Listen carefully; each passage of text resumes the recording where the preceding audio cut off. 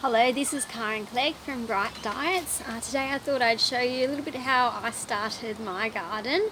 So I started really with these 4 pots.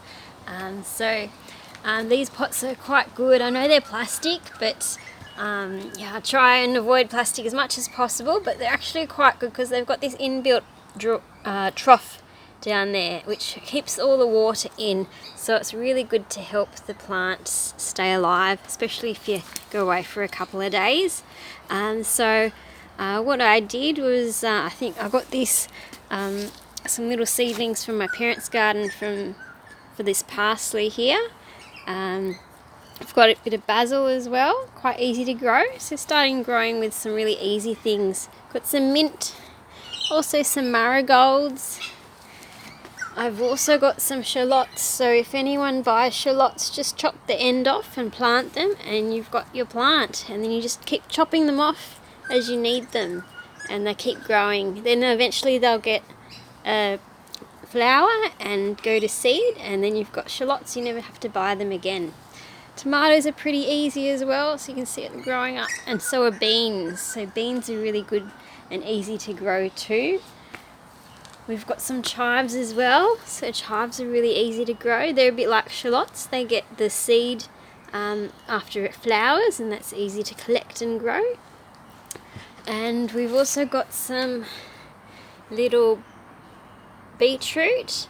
You can harvest the leaves, or you can grow it and pick the whole thing out of the ground when it gets bigger.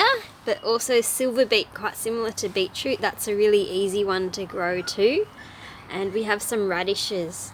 So radishes, they're a bit too densely planted here, but radishes and also marigolds, they're also good to keep the good microflora in the soil.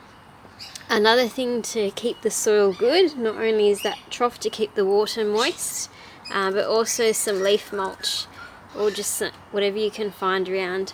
And I often, when I've got, see with this tomato, you don't need all the leaves because you want more fruit to grow. So you just pick the tomato leaf off and you put it there, and then that'll decompose. And the reason why we use mulch is also so that the hot UV rays don't destroy too many of the nutrients in the soil, and also evaporate all the water. So it also helps you have more success in your gardening.